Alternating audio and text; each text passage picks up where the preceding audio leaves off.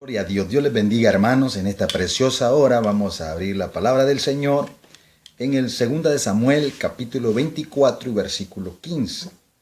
La palabra del Señor nos dice de la siguiente manera: Y Jehová envió la peste sobre Israel desde la mañana hasta el tiempo señalado, y murieron del pueblo desde Dan hasta Beerseba 70,000 hombres. Amén.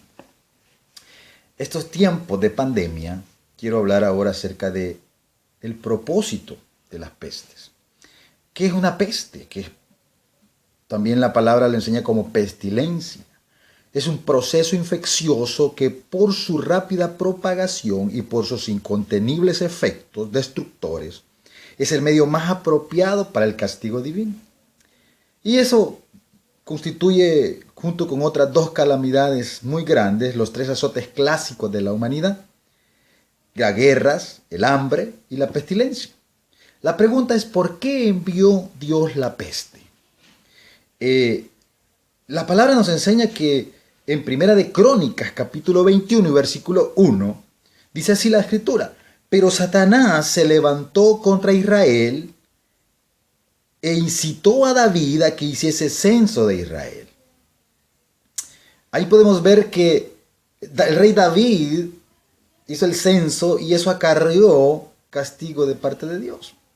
Pero ¿qué ocurre? ¿Qué podemos ver allí? Que en primer lugar cedemos a las insinuaciones del adversario, de nuestro enemigo, que nos hace creer que somos grandes cuando el único grande es Dios.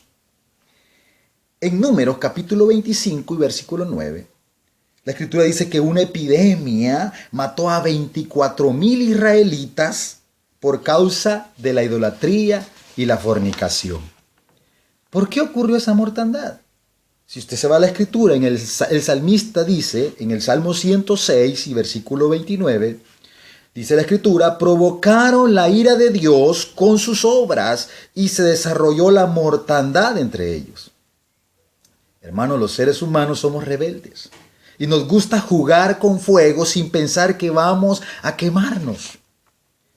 En Primera de Corintios, capítulo 10 y versículo 6, la Escritura dice: mas estas cosas sucedieron como ejemplos para nosotros, para que no codiciemos cosas malas como ellos codiciaron, ni seáis idólatras como algunos de ellos. Según está escrito: se sentó el pueblo a comer y a beber y se levantó a jugar. Ni forniquemos como algunos de ellos fornicaron y cayeron en un día 23,000. La palabra del Señor nos pone los ejemplos y aún así no aprendemos y endurecemos nuestros corazones como lo hizo Faraón. Si bien la Biblia enseña que Dios endureció el corazón de Faraón, vemos también en las plagas de Egipto que cuando esas plagas llegaban, él reconocía su pecado, pero cuando el Señor levantaba las plagas, él cambiaba de opinión, como muchos de nosotros lo hacemos. Las plagas de Egipto no son más que 10 manifestaciones del poder de Jehová en Egipto, dirigidas a quién en primer término contra todos los dioses de Egipto. Los egipcios consideraban el río Nilo como un dios. El mismo Faraón era considerado un dios. Con las plagas Dios demuestra que es más poderoso que los dioses egipcios y que cualquier dios que pueda existir. Las primeras dos plagas, la plaga de sangre y la plaga de ranas, los hechiceros egipcios las imitaron. Pero a partir de las plagas de piojos y de moscas y las que siguieron, ya no pudieron imitarlas y los mismos hechiceros las padecieron, como las siguientes plagas: la del ganado, la de las úlceras, la de granizo, la plaga de langosta, la plaga de tinieblas, y finalmente Dios muestra su poder con la muerte de los primogénitos de Egipto. Esa fue una gran mortandad que hizo que el pueblo de Israel saliera de Egipto. Pero estas fueron llamadas plagas, pero también fueron llamadas maravillas, hechas por la mano poderosa y el brazo extendido de Jehová, y las mandó para que su nombre sea anunciado en toda la tierra. De hecho, algunas de estas plagas se mencionan en Apocalipsis cuando se habla de la ira de Dios.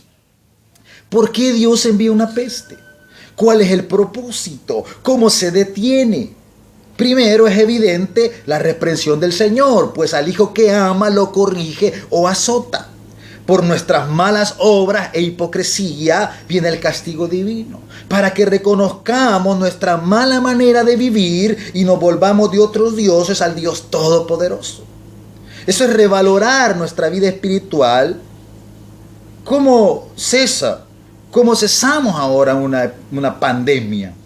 Segunda de Samuel nos da una luz en el capítulo 24 y versículo 25, y dice la palabra del Señor: y edificó allí David un altar a Jehová, y sacrificó holocaustos y ofrendas de paz, y Jehová oyó las súplicas de la tierra, y cesó la plaga en Israel. Hermanos, amigos, edifiquemos un altar para Dios en nuestras vidas. Dediquemos tiempo para orar en completa consagración. Sacrifiquemos el ego, el egoísmo, la soberbia, la prepotencia, los anhelos y deseos, aún nuestros sueños, y el Señor oirá nuestras súplicas. En Romanos capítulo 12 y versículo 1, la Escritura dice así: que hermanos, os ruego por las misericordias de Dios que presentéis vuestros cuerpos en sacrificio vivo, santo, agradable a Dios, que es vuestro culto racional. Cuando el Señor desató la peste en Egipto, la peste destructora de los primogénitos de Israel, incluso murieron hasta los primogénitos de las bestias. Mandó Dios al pueblo de Israel que la sangre de un cordero perfecto inmolado fuera derramada en los dinteles de las puertas de sus casas, y eso los libró de la peste y la mortandad. Ahora la sangre de Cristo, la sangre del cordero que quita el pecado del mundo, nos limpia y nos da la vida eterna. Asegurémonos que esa sangre esté aplicada en nuestra vida, para que el propósito de Dios se cumpla en nosotros, para la gloria y honra del que hizo los cielos y la tierra.